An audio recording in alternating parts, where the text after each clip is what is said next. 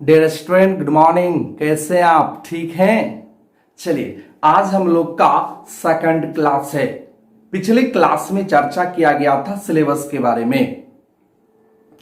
Syllabus में grammar sector की बात हुई थी और बुक सेक्टर की बात हुई थी। ग्रामर सेक्टर में आपको पढ़ना है 12th में प्रीपोजिशन, उसके बाद पढ़ना है syntax, modal verb, tense, voice, narration, article, combination of sentence, correct sentence, spelling test.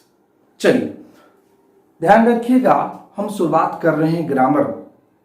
जो भी टॉपिक पढ़ाया जाएगा उसको लिखना है, अर्थात आपको फेयर कॉपी तैयार करना है ताकि जब भी समय मिले पीछे से आप प्रैक्टिस करेंगे। तो पहले समझिएगा, उसके बाद लिखिएगा। ओके, शुरुआत करते हैं। हम लोग किस राज्य में रहते हैं? बिहार राज्य में। बिहार एक राज्य का नाम है। ठीक उसी तरह ग्रामरपुर एक राज्य का नाम है। किसका नाम है?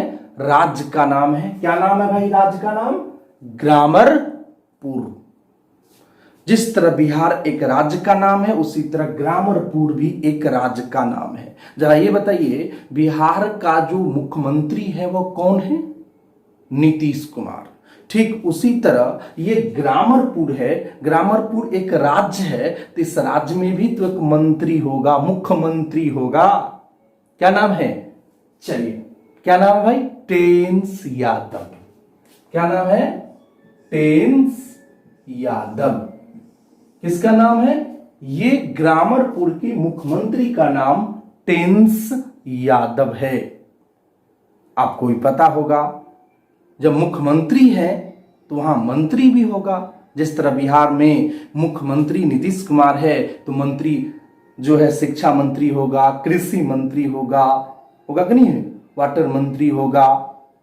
उसी तरह ये ग्रामरपुर में मुख्यमंत्री का नाम टेंस यादव है और इस ग्रामरपुर में 8 मंत्री है।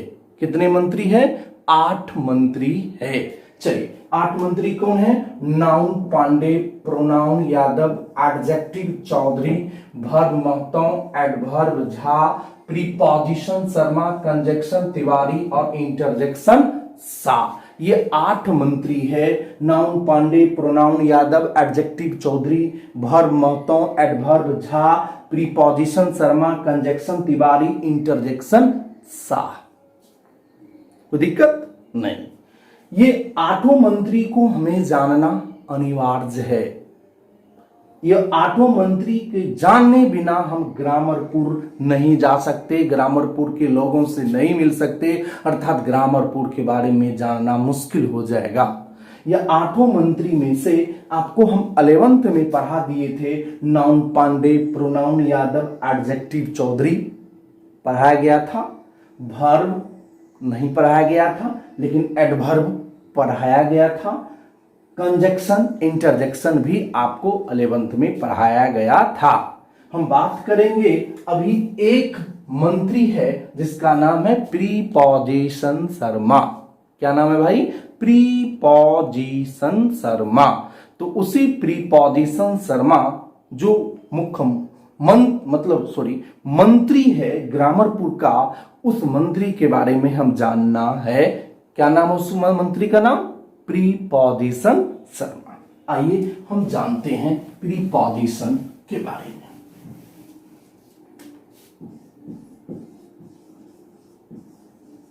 प्रीपोजिशन।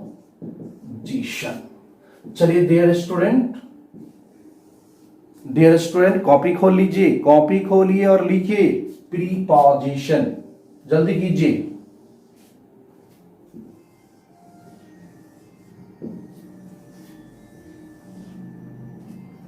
जल्दी कीजिए, प्रीपोजिशन लिखिए।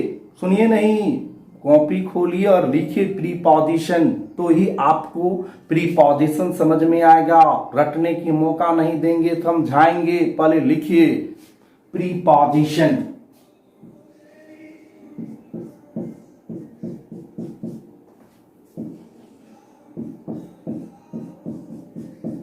लिख लिए प्रीपोजिशन। अब समझना है कि ये प्रीपोजिशन नामक व्यक्ति जो है ये ग्रामर पूर्व में आखिर क्या है, किसको कहते हैं। ये ग्रामर पूर्व में जो प्रीपोजिशन है आखिर इसका क्या वर्क है, क्या वर्क है। अगर ये नहीं होता ग्रामर पूर्व में तो ग्रामर पूर्व की क्या स्थिति होती, अगर है तो क्या इन्होंने दिया है, ये सारे टॉपिक जानेंगे। फिर से एक बार रिपीट करते हैं, प्रीपोजिशन क्या है, इसको इसका क्या महत्व है, प्रीपोजिशन ग्रामर पूर्व में क्या काम करता है, अगर है तो क्या है, अगर नहीं होता तो क्या होता। ओके, चलिए हम प्रीपोजिशन को जानने से पहले हम आपको एक टॉपिक की चर्चा करना चाहते हैं। आइए, टॉपिक आप जानते हो, subject plus verb plus object. Dear student, ये इंग्लिश का फॉर्मूला है, क्या? Subject plus verb plus object. आप सभी इस चीज को जानते हैं। ध्यान रखिएगा, सब्जेक्ट का ठिक्का पूरे इंग्लिश संविधान में सब्जेक्ट का ठिक्का दो ही मंत्री को मिला है, नाउन पांडे और प्रोनाउन यादव। नाउन पांडे और प्रोनाउन यादव। कभी भी किसी भी वाक्य का सब्जेक्ट या तो नाउन होगा या प्रोनाउन होगा। ठीक उसी तरह ऑब्जेक्ट का भी ठिक्का यही दो मंत्री को मिला है, नाउन पांडे और प्रोनाउन यादव। और आपको पता है ये वर्ब महत्व है, बहुत बड़ा भूमिका है इस वर्ब महत्व का, क्योंकि इस फॉर्मूला का ये प्राण है। ये किसी भी मनुष्य की बॉडी में जो प्राण होता है और प्राण अगर चला जाए तो उस मृतक बॉडी का कोई महत्व नहीं है। ठीक उसी तरह किसी भी वाक्य का जो क्रिया होंगे, अगर उस वाक्य में क्रिया अगर गायब हो जाए तो वह सेंटेंस मृत हो जाता, वह सेंटेंस का कोई महत्व नहीं है। तो डियर स्टूडेंट, हम लोग का टॉपिक है प्रीपोजिशन।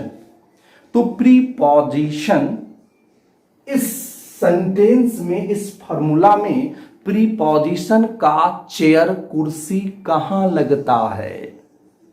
हम लोग का टॉपिक है प्रीपोजिशन का कुर्सी। इस सेंटेंस में, इस फॉर्मूला में उसका उठना बैठना, उसका चेयर कहां लगता है।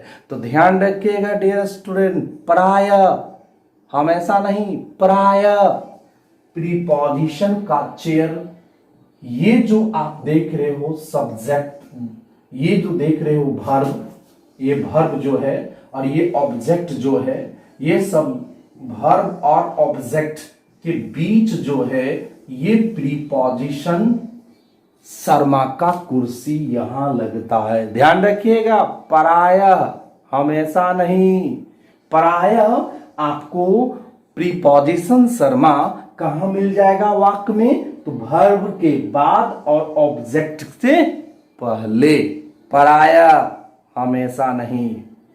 ओके, तो पहले आप ये बताओ, किसी भी वाक्य में, किसी भी सेंटेंस में प्रीपोजिशन शर्मा का चेयर कहां मिलेगा, मतलब कहां रहता है, तो वर्ब के बाद ऑब्जेक्ट से पहले। ये क्लियर हुआ? पहले लिखना नहीं है, समझना है, लिखना नहीं है, समझना है कि किसी भी इंग्लिश सेंटेंस में सब्जेक्ट होगा, वर्ब होगा, ऑब्जेक्ट या कंप्लीमेंट रहेगा। अर्थात कंप्लीमेंट भी आप कह सकते हो, ऑब्जेक्ट या कंप्लीमेंट रहेगा। ध्यान में ये रखना है, प्रीपोजिशन शर्मा वर्ब के बाद ऑब्जेक्ट या कंप्लीमेंट से पहले प्रायः प्रीपोजिशन मिलता है, कोई दिक्कत नहीं है। चलिए, ये तो एक टॉपिक हुई। प्रीपोजिशन स्टार्ट करने से पहले हम छोटे छोटे टॉपिक पर थोड़ा हम चर्चा करेंगे और उसके बाद प्रीपोजिशन हम स्टार्ट करेंगे। डियर स्टूडेंट, पहले ध्यान से समझना है, अभी लिखना नहीं है, पहले सुनिए ध्यान से। तो ये तो आपको समझ में आ गया। इंग्लिश की फॉर्मूला होता है subject plus verb plus object या कंप्लीमेंट। ठीक, हम लोग का यहां था प्रीपोजिशन सेंटेंस में कहां मिलता है, प्रायः।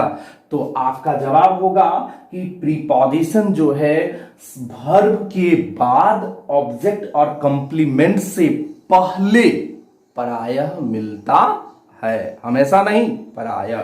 ओके, मिटा दे इसको। चल,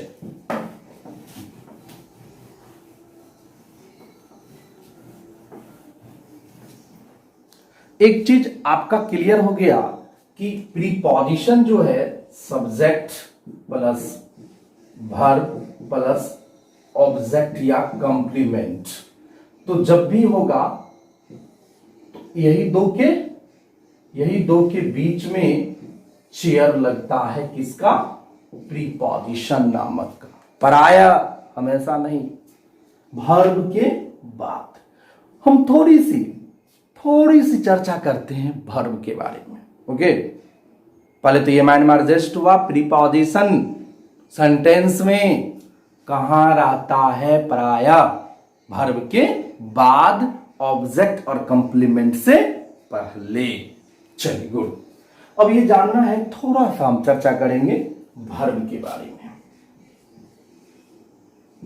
किसके बारे में, वर्ब के बारे में।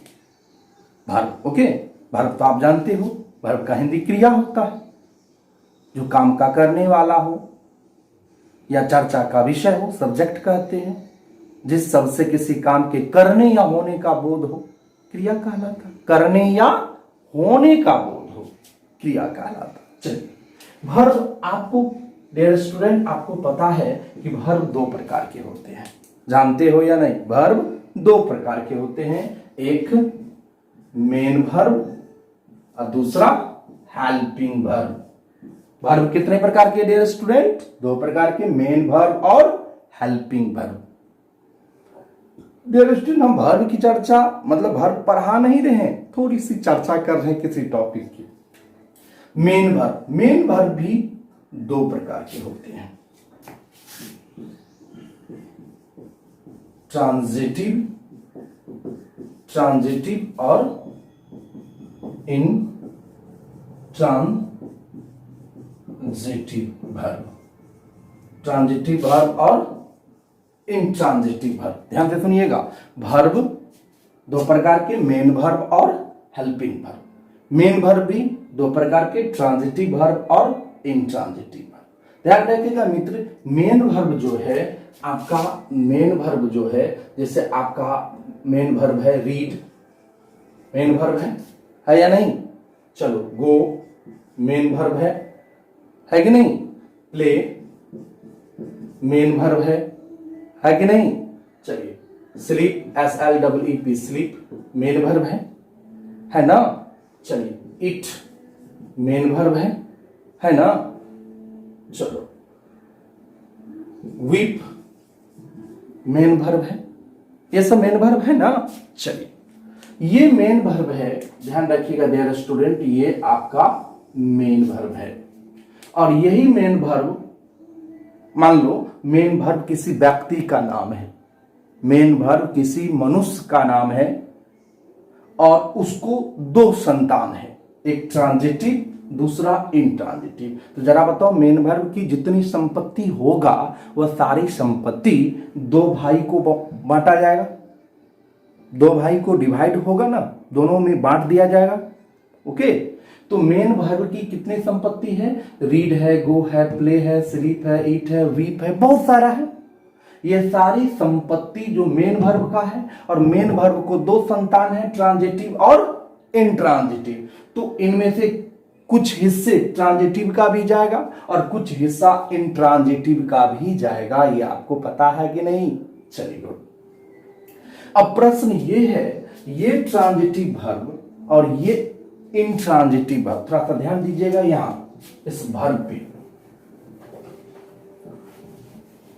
ट्रांजिटिव वर्ब यहां ऑब्जेक्ट या कॉम्प्लीमेंट। ध्यान रखिएगा, ये वर्ब की हम बात कर रहे हैं। किसी भी वाक्य में वर्ब का होना अनिवार्य है। अगर वाक्य का वर्ब ट्रांजिटिव आ गया तो क्या होगा, और इंट्रांजिटिव आ गया तो क्या होगा। ध्यान से सुनिएगा, किसी भी वाक्य में वर्ब का होना अनिवार्य है, चाहे वह वर्ब मेन वर्ब हो, हेल्पिंग वर्ब हो, ट्रांजिटिव हो, इंट्रांजिटिव हो, बहुत सारा वर्ब है, वर्ब का बहुत सारे फॉर्म है। चलिए, तो हम बात कर रहे हैं कि अगर यहां वर्ब ट्रांजिटिव आ जाए, इंट्रांजिटिव आ जाए तो क्या होगा। ध्यान रखिएगा, ट्रांजिटिव वर्ब को ऑब्जेक्ट की आवश्यकता है। ट्रांजिटिव वर्ब को ऑब्जेक्ट की आवश्यकता है और इंट्रांजिटिव वर्ब को ऑब्जेक्ट की आवश्यकता नहीं है। ध्यान रखिएगा, ट्रांजिटिव वर्ब के बाद ऑब्जेक्ट आता है, अर्थात ट्रांजिटिव वर्ब को ऑब्जेक्ट की आवश्यकता है और वह अपने अर्थ स्पष्ट करने के लिए ऑब्जेक्ट लेता है। लेकिन इंट्रांजिटिव वर्ब को ऑब्जेक्ट की आवश्यकता नहीं है। अपने अर्थ स्पष्ट करने के लिए ऑब्जेक्ट की आवश्यकता नहीं है। थोड़ा ध्यान से समझिएगा, किसी भी वाक्य में सब्जेक्ट वर्ब और ऑब्जेक्ट होता है। हम थोड़ा कॉम्प्लीमेंट को थोड़ा सा इसको हटाते हैं। सब्जेक्ट वर्ब और ऑब्जेक्ट होता है, वर्ब के बाद ऑब्जेक्ट आता है। अगर वर्ब ट्रांजिटिव हो तो ऑब्जेक्ट की आवश्यकता है अर्थ स्पष्ट करने के लिए। अगर इंट्रांजिटिव वर्ब आया तो ऑब्जेक्ट की आवश्यकता नहीं है, क्योंकि अर्थ स्पष्ट करने के लिए इसे ऑब्जेक्ट की आवश्यकता नहीं है। बिना ऑब्जेक्ट का इसका अर्थ स्पष्ट हो जाता है। तो हम लोग टॉपिक पे आते हैं। कहने की मतलब है ट्रांजिटिव वर्ब को ऑब्जेक्ट की आवश्यकता है और वह ऑब्जेक्ट लेता भी है। इंट्रांजिटिव वर्ब को ऑब्जेक्ट की आवश्यकता नहीं है और वह ऑब्जेक्ट नहीं लेता है। ओके, पहले क्लियर हुआ कि ट्रांजिटिव वर्ब को क्या चाहिए, ऑब्जेक्ट, अर्थ स्पष्ट करने के लिए। किसको ऑब्जेक्ट की आवश्यकता नहीं है, किसको नहीं है, इंट्रांजिटिव को। अब आपको प्रश्न होगा, सर पता कैसे चलेगा कि रीड जो है ये ट्रांजिटिव है और इंट्रांजिटिव है। सर पता कैसे चलेगा गो ट्रांजिटिव है और इंट्रांजिटिव। ध्यान रखिएगा, ट्रांजिटिव और इंट्रांजिटिव में पता लगाने के लिए ज्यादा कुछ डिफिकल्ट नहीं है। जो वर्ब ऑब्जेक्ट अपने अर्थ स्पष्ट करने के लिए ऑब्जेक्ट लेता है वह ट्रांजिटिव है, और जो वर्ब अपने अर्थ स्पष्ट करने के लिए ऑब्जेक्ट की आवश्यकता नहीं है वह इंट्रांजिटिव है। लेकिन पता कैसे चलेगा कि रीड को ऑब्जेक्ट चाहिए या नहीं, गो को ऑब्जेक्ट चाहिए या नहीं, प्ले को ऑब्जेक्ट चाहिए या नहीं। तो आप थोड़ा सा ध्यान से मेरी कंसेप्ट सुनिएगा तो आपको दिक्कत नहीं होगा। चलिए, हम लोग का जानना है कि इनमें से जो आपका है रीड है, गो है, प्ले है, स्लीप है, ईट है, वीप है और बहुत सारे वर्ब है। इनमें अभी हम इतने की बात करेंगे, इतने में ये सारे वर्ब में से कौन ट्रांजिटिव है और कौन इंट्रांजिटिव है हम थोड़ा सा चर्चा करते हैं। ध्यान से सुनिएगा, ट्रांजिटिव इनमें से कौन है, इंट्रांजिटिव कौन है। चलिए गुड, इनको पता लगाने के लिए ध्यान रखिएगा, जो भी मुख्य क्रिया है अर्थात मेन वर्ब है उनमें क्या या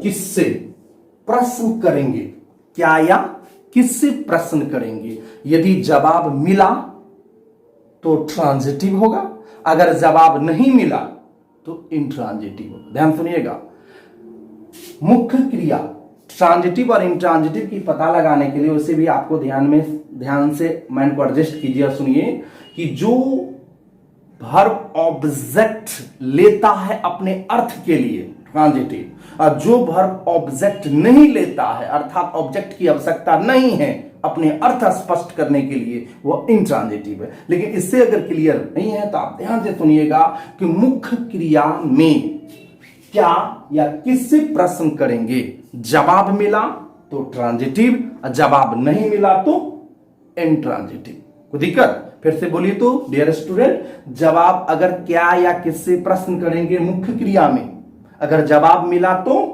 ट्रांजिटिव और जवाब नहीं मिला तो इंट्रांजिटिव। कोई दिक्कत नहीं। चलिए अब थोड़ा सा देखते हैं लगाकर। चलिए आपका टॉपिक वहां है रीड। रीड, रीड का मतलब होता पढ़ना, थोड़ा सा पढ़ना। तो क्या पढ़ते हैं, क्या पढ़ते हैं। मान लीजिए कोई स्टूडेंट है और बुक लेके ऐसे बैठा हुआ है, ऐसे बैठा हुआ कहीं बुक लेके बैठा हुआ है। मान लो हम जाते हैं, हम गए और पूछे क्या पढ़ रहे हो जी, क्या पढ़ते हो?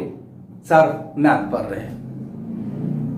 सर कोई कहा सर केमिस्ट्री पढ़ रहे हैं। जवाब है, ध्यान से सुनिएगा, क्या या किससे प्रश्न करने पर मुख्य क्रिया में जवाब मिला तो ट्रांजिटिव, नहीं मिला तो इंट्रांजिटिव। तरह ध्यान से सुनिएगा। हम रीड के बारे में पता लगाते हैं। अगर कोई भी स्टूडेंट रीड कर रहा, पढ़ रहा है और उसको पूछते हैं क्या पढ़ते हो, क्या पढ़ते हो, कुछ तो जवाब मिलेगा, कुछ तो बोलेगा। सर फिजिक्स पढ़ रहे हैं, सर केमिस्ट्री पढ़ रहे हैं, सर मैथ पढ़ रहे हैं, सर नहीं पढ़ रहे हैं, कुछ तो बोलेगा। जवाब है या नहीं है? तो रीड आपका ट्रांजिटिव है। कोई दिक्कत? चलिए दूसरा लगाते हैं, गो। गो का मतलब होता है जाना। क्या जाते हो, क्या जाते हो, क्या जाते हो, क्या जाते हो। मान लो कोई व्यक्ति जा रहा है, कोई व्यक्ति है, मान लो जा रहा रास्ता मान लो मैं मिल गया और उसको बोलते हैं रुको, क्या जाते हो, क्या जाते हो। लड़का सुनकर कंफ्यूज होगा, आखिर क्या पूछ रहे हैं सर। उसको पूछते हैं क्या जाते हो। जवाब है क्या जाते हो, जवाब है नहीं है। हाँ, क्यों जाते हो, कहां जाते हो, किसके साथ जाते हो, कब जाते हो, ये जवाब है। लेकिन क्या जाते हो जवाब नहीं है। क्या जाते हो जवाब है नहीं है डियर स्टूडेंट। तो यू क्या हुआ, इंट्रांजिटिव ना। ध्यान रखिएगा, मुख्य क्रिया में क्या या किससे प्रश्न करने पर जवाब मिला तो ट्रांजिटिव और जवाब नहीं मिला तो इंट्रांजिटिव। कोई दिक्कत नहीं। क्या पढ़ते हो, जिसके हाथ में कुछ बुक है या कुछ है, कुछ तो बोलेगा, मुंह से आवाज तो निकालेगा। जवाब मिल गया, कुछ बोल दिया तो ट्रांजिटिव, मतलब उसका जवाब मिल गया तो ट्रांजिटिव, जवाब नहीं मिला तो इंट्रांजिटिव। जैसे कहते क्या पढ़ते हो फिजिक्स, क्या पढ़ते हो केमिस्ट्री, क्या पढ़ते हो, नहीं पढ़ते हैं। लेकिन दूसरा पूछते हैं, कोई जा रहा उसको पूछते रुक, क्या जाते हो, जवाब है। क्यों जाते हो, कहां जाते हो, जवाब है। लेकिन क्या जाते हो जवाब नहीं है। इसलिए रीड आपका हुआ ट्रांजिटिव और गो हुआ इंट्रांजिटिव। कोई दिक्कत? चलो अब देखते हैं प्ले। मान लो कोई बच्चे मैदान में खेल रहे हैं, बाउंड्री चारों साइड से ऊंचाई में बाउंड्री किया हुआ है, शोरगुल ज्यादा होता है। तो मैंने झांक कर पूछा, अरे क्या कर रहे हो, क्या खेल रहे हो, क्या खेल रहे हो। जवाब दिया, सर क्रिकेट खेल रहे हैं, सर फुटबॉल खेल रहे हैं, सर लूडो खेल रहे हैं। कुछ तो बोलेगा, क्या खेलते हो, कुछ तो बोलेगा। जवाब है या नहीं, क्या खेलते हो, जवाब है। चलिए तो आपका प्ले हो गया ट्रांजिटिव। आगे देखते हैं स्लीप। स्लीप ओके, स्लीप ये देखते हैं स्लीप। मान लो कोई सोया हुआ, ऐसे करके सोया हुआ है, सोया हुआ, उसको मान लो हम जगाते हैं, जगो, आंख खुला, ऐसे ऐसे खुला, उसको पूछते क्या सोते हो, आंख ऐसे ऐसे खुला, अरे पूछा कौन सा, मन में होगा कि सर कौन चीज पूछे, सर क्या पूछे, तो हम फिर बोले क्या सोते हो, क्या सोते हो, सर ये कौन सा प्रश्न हुआ, क्या सोते हो। हाँ ध्यान रखिएगा डियर स्टूडेंट, क्या सोते हो जवाब है, क्यों सोते हो, कहां सोते हो, कब सोते हो जवाब है, लेकिन क्या सोते हो जवाब है। क्योंकि अब समय ज्यादा हो रहा, हम आगे बढ़ेंगे। क्या सोते हो जवाब है नहीं है, तो आपका स्लिप हो गया इंट्रांजिटिव। क्या खेलते हो जवाब है, क्या सोते हो जवाब नहीं है, क्यों सोते हो, कहां सोते हो जवाब है, लेकिन क्या सोते हो जवाब है नहीं है, तो इसलिए आपका स्लिप हो गया इंट्रांजिटिव। आगे देखते हैं इट। इट कोई खा रहा है, ऐसे ऐसे खा रहा खा रहा खा रहा खा रहा, हम बोले रुक रुक रुक रुक रुक, क्या खाते हो, सर सर खा रहे हैं सर, क्या खा रहे हो बोलो तो, सर मिठाई खा रहे हैं, मिठाई खा रहे हैं। मान लो किसी के मुंह में कुछ चल रहा है, अरे रुक रुक रुक, क्या है मुंह में, क्या खाते हो, सर गलती से चॉकलेट खा ली, कुछ तो बोलेगा, क्या खाते हो जवाब है या नहीं डियर स्टूडेंट, जवाब है हाँ। चलिए, तो इसलिए इट हो गया ट्रांजिटिव। इट क्या हो गया, इट क्या हो गया ट्रांजिटिव, कोई दिक्कत, इट क्या हो गया ट्रांजिटिव। ओके चलो आगे देखते हैं विप। विप में पता लगाते हैं, मान लो कोई रो रहा है, ऐसे ऐसे रो रहा रो रहा रो रहा रो रहा रो रहा, मान लो बच्चे रो रहा है, रो रहा है, उसको बोलता है चुप चुप चुप हो जाओ, क्या रोते हो, क्या रोते हो, क्या रोते हो। वो जो रो रहा था वो रोना छोड़ के सोचने लगा कि सर कौन चीज पूछा, क्या रोते हो जवाब है, क्यों रोते हो, कहां रोते हो, कब रोते हो जवाब है ना जवाब, लेकिन क्या रोते हो जवाब है,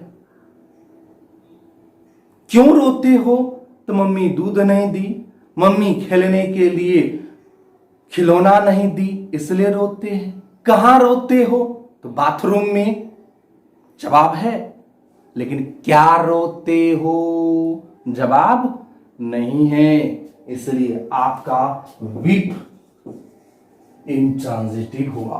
डियर स्टूडेंट, वैसे बोलने के लिए समझाने के लिए बहुत सारे टॉपिक है, हमको थोड़ा सा जानकारी देना था ट्रांजिटिव और इंट्रांजिटिव, इसलिए कि हमें प्रीपोजिशन की बात करना है, थोड़ा सा प्रीपोजिशन समझना है। तो डियर स्टूडेंट, पहले तो आप समझ गए कि यहां अगर गो आ जाए तो ट्रांजिटिव हो, इंट्रांजिटिव होगा, अगर यहां रीड आ जाए तो ट्रांजिटिव होगा।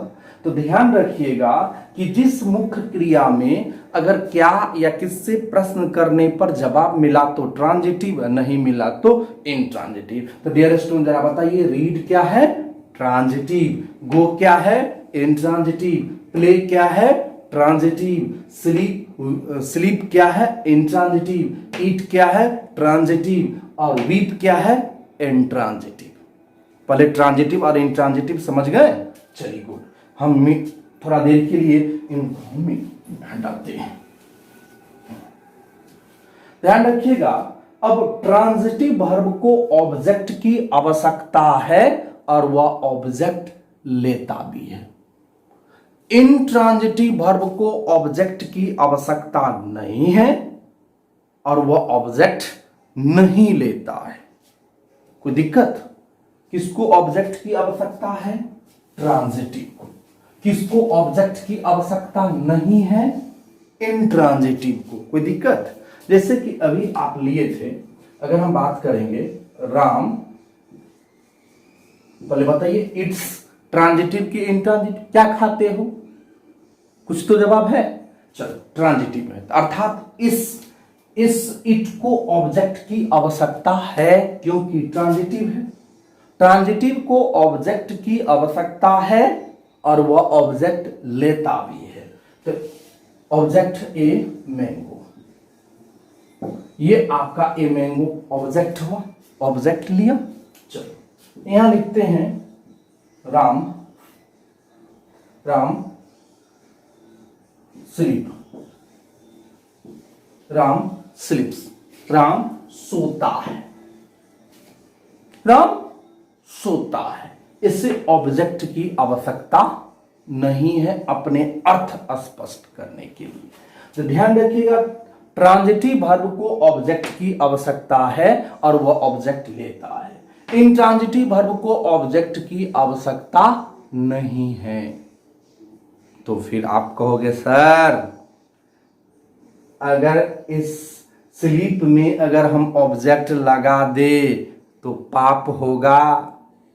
तो हम बोलेंगे डियर स्टूडेंट नहीं। ध्यान से सुनिए, हम क्या बोले? ट्रांजिटिव वर्ब को ऑब्जेक्ट की आवश्यकता है और ऑब्जेक्ट लेता है। ये स्लीप जो है यह इंट्रांजिटिव है, इसे ऑब्जेक्ट की आवश्यकता नहीं है। अगर आवश्यकता पड़ गया तो ले सकता है। नहीं समझ में आया? समझ लीजिए, मान लीजिए हम लोग आम इंसान हैं, नीतीश कुमार मुख्यमंत्री है, हमें मुख्यमंत्री से मिलने की आवश्यकता है। हम लोग आम इंसान हैं, हम पढ़ाने वाले हैं, आप लोग पढ़ने वाले हैं, तो हम लोग अपने पढ़ाने का काम करते हैं, आप लोग पढ़ने का काम करते हैं, तो हम दोनों को क्या जरूरत है मुख्यमंत्री से मिलने का? तो हम आम इंसान हैं, हमें मुख्यमंत्री से मिलने की आवश्यकता जरूरत नहीं है। मान लो यदि आवश्यकता पड़ जाए, यदि आवश्यकता हमें लग जाए, जरूरत लग जाए, नीतीश कुमार से मिलने की इच्छा हो जाए, तो जरा ये बताओ मिल सकते हैं या नहीं? हम आम इंसान हैं, हमें मुख्यमंत्री से मिलने की जरूरत नहीं है। अगर जरूरत पड़ जाए, आवश्यकता पड़ जाए, मिल सकते हैं या नहीं? ठीक उसी तरह ट्रांजिटिव वर्ब को ऑब्जेक्ट की आवश्यकता है, वो ऑब्जेक्ट ले लेता है, लेकिन इंट्रांजिटिव वर्ब को ऑब्जेक्ट की आवश्यकता नहीं है। अगर ऑब्जेक्ट की आवश्यकता पड़ जाए तो ले सकता है या नहीं? यहां स्लिप है, यहां ऑब्जेक्ट की आवश्यकता नहीं है। आगे अगर हम ऑब्जेक्ट दे दे तो पाप भी नहीं होगा। ध्यान रखिएगा, हमें कहने की मतलब है मुख्यमंत्री से मिलने की जरूरत नहीं है, मुख्यमंत्री से मिलने की जरूरत नहीं है। अगर हमें आवश्यकता पड़ जाए तो हम मिल सकते हैं, मिल सकते हैं ना? आवश्यकता पड़ जाए तो हम मिल सकते हैं। कैसे मिलेंगे? मान लो कपड़ा और पहने, ट्रेन पकड़े और चले गए पटना, पटना गए, मंत्री के आवास पे गए, गेट बड़ा सा लगा हुआ है, 4-5 बॉडीगार्ड गेट पे हैं, खड़ा हुआ। हम ऐसे ऐसे करके चले गए, जा रहे हैं, रोक दिया, कहा नहीं जा सकता। हम बोले, गेटर को बोले कि नहीं हमें मुख्यमंत्री से मिलना है, बोला नहीं मिल सकते, जब तक उसका परमिशन नहीं मिलेगा तुमको अंदर जाने की अनुमति हम नहीं दे सकते, नहीं दे सकते। ध्यान रखिएगा, हमें मुख्यमंत्री से मिलने की जरूरत नहीं था। अगर आवश्यकता पड़ गया तो हम मिलने चले गए, लेकिन हमें गेट पर अंदर जाने से रोक रहा है। 10 बजे पहुंचे, 10 बजे से लेके अभी 4 बज रहा है, संध्या 4 बज गया है, अभी तक अंदर घुसने नहीं दे रहा है। हमने ठान लिया मुख्यमंत्री से मिलेंगे चाहे जैसे भी हो। जब देखे कि अब सारे कोशिश बेकार गया, तो हमने एक गेटर को साइड बुलाए और बोले कि जरा कोई भी जुगाड़ लगा के हमें मुख्यमंत्री से मिला दीजिए। कहा कोई जुगाड़ नहीं लगेगा। हमने धीरे से अपने हाथ को पॉकेट की तरफ ऐसे किया और 2000 का नोट निकाल के हाथ में दे दिया। जैसे हाथ में दिए तो कहा हो सकता है, कोशिश करते हैं। और थोड़ी देर के बाद वह व्यक्ति ने हमें मुख्यमंत्री से मिला दिया। तो पहले ये बताओ कि हमें मुख्यमंत्री से मिलने की जरूरत नहीं था। अगर पड़ गया तो हमें डायरेक्ट जाने दिया या नहीं? नहीं, हमें गेट पर रोक दिया। लेकिन गेट पर रोका तो उसी व्यक्ति की मदद से हमने अंदर प्रवेश किया। तो हमें अंदर जाने के लिए रोका, तो रोकने वाला जो व्यक्ति था वह व्यक्ति से हम पहले मिले, उस व्यक्ति से हम एक संगठन बनाए और उस व्यक्ति के संगठन से, उस व्यक्ति के सुझाव से हमने अंदर प्रवेश किए। ठीक उसी तरह इंट्रांजिटिव वर्ब को ऑब्जेक्ट की आवश्यकता नहीं है। अगर आवश्यकता पड़ जाए तो वह ले सकता है, लेकिन ध्यान रखिएगा सीधे घुसने नहीं देगा, गेट पर रोकेगा। गेट पर रोकेगा तो कहेगा पहले आप संगठन कीजिए। किससे संगठन कीजिए? तो कहा प्रीपोजिशन नामक व्यक्ति से आपको संगठन करना पड़ेगा। इंट्रांजिटिव वर्ब को ऑब्जेक्ट की आवश्यकता नहीं है। अगर उसे ऑब्जेक्ट चाहिए तो पहले प्रीपोजिशन नामक व्यक्ति से संपर्क करेगा, उससे संगठन करेगा, उनसे बात करेगा, वह प्रेजेंट होंगे, उसके बाद ही अगला ऑब्जेक्ट ले सकता है। जैसे अगर हम बात करेंगे राम स्लीप, राम सोता है। कहां सोता है? बेड पर। तो क्या लिख दे? Ram sleep bed. चलेगा नहीं। अगर हम यहां लिखते हैं, आप बहुत पहले से जानते हैं, राम गोज, राम जाता है। कहां जाता है? स्कूल। Ram goes school. होगा नहीं होगा। क्यों? ये गोज इंट्रांजिटिव है। इंट्रांजिटिव को ऑब्जेक्ट की आवश्यकता नहीं है। अगर पड़ जाए, आवश्यकता हो जाए तो क्या करेगा? पहले प्रीपोजिशन नामक व्यक्ति से संगठन करेगा। वो अगर आता है प्रीपोजिशन नामक व्यक्ति तो ये ऑब्जेक्ट आएगा। अगर प्रीपोजिशन नहीं आया तो उसको परमिशन नहीं मिलेगा। तो ये अगर आ गया है, अगर ये अकेला आ गया है, ठीक है, वैलिड है इसका, इस ऑब्जेक्ट का कोई वैलिड नहीं है। जब तक इसके साथ प्रीपोजिशन नहीं आएगा तब तक ऑब्जेक्ट का वैलिड नहीं है, इसलिए ये गलत है। इसलिए हम लोग शुरुआत से ही लिखते हैं राम गोज टू स्कूल, जो टू प्रीपोजिशन है। तो हम सीधा बात करेंगे डियर स्टूडेंट, ट्रांजिटिव वर्ब को ऑब्जेक्ट की आवश्यकता है और वह आसानी से ऑब्जेक्ट ले लेता है। इंट्रांजिटिव वर्ब को ऑब्जेक्ट की आवश्यकता नहीं है, वह प्रायः नहीं लेता। अगर ऑब्जेक्ट की आवश्यकता पड़ जाए तो वह ऑब्जेक्ट लेता है, लेकिन ऑब्जेक्ट लेने से पहले वह प्रीपोजिशन से संगठन करेगा, प्रीपोजिशन के साथ आएगा तो ही वह ऑब्जेक्ट ले पाएगा, उससे पहले ऑब्जेक्ट नहीं आ पाएगा। कोई दिक्कत? तो आपको पता तो चल गया कि इंट्रांजिटिव वर्ब को ऑब्जेक्ट नहीं चाहिए, अगर चाहिए तो पहले प्रीपोजिशन जाके गला में लिए, अगर वह परमिशन दिया अपने साथ चलने का तो लगाइए, नहीं तो नहीं लगाइए, कोई दिक्कत नहीं। तो डियर स्टूडेंट, हमने अभी दो चीज की चर्चा की है। पहले यह बताइए, प्रीपोजिशन नामक व्यक्ति सेंटेंस में कहां चेयर लगाएगा? वर्ब के बाद और ऑब्जेक्ट या कंप्लीमेंट से पहले, हमेशा या प्रायः? प्रायः। अगर यहां ट्रांजिटिव वर्ब है तो ऑब्जेक्ट लिया, कोई प्रीपोजिशन की आवश्यकता नहीं है।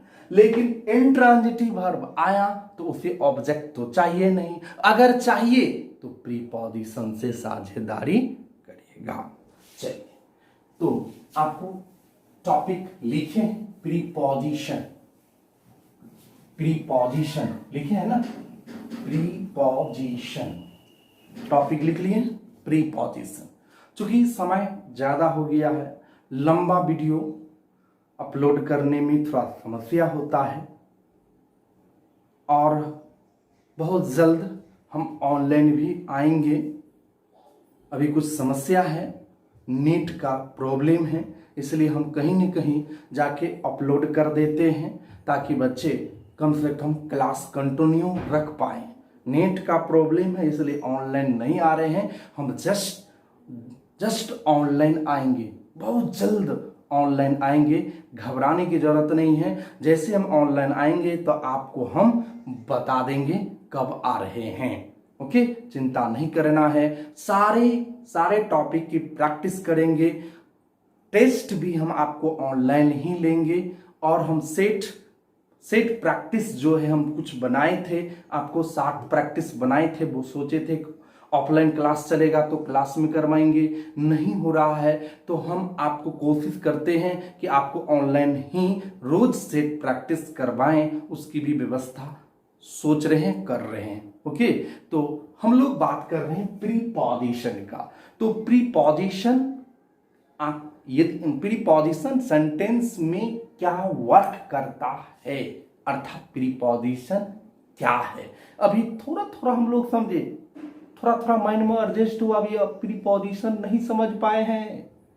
प्रीपोजिशन का अब अगला क्लास हम जब आएंगे तो वह प्रीपोजिशन माइंड में सेटअप हो जाएगा, प्रीपोजिशन क्या है। लेकिन आज के क्लास में इतना हम लोग जाने कि प्रीपोजिशन का स्थान सेंटेंस में कहां मिलेगा। ठीक, ट्रांजिटिव वर्ब के बाद ऑब्जेक्ट आता है, उसके बीच प्रीपोजिशन की जरूरत नहीं है। इंट्रांजिटिव वर्ब के बाद ऑब्जेक्ट की आवश्यकता नहीं है, अगर वह ऑब्जेक्ट लेता है तो बीच में प्रीपोजिशन नामक व्यक्ति से गले मिलेगा तो ही आ सकता है।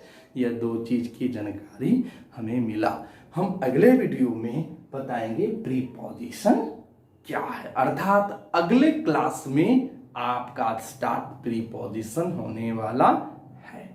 चलिए, हम मिलेंगे फिर अगले क्लास में। Good night.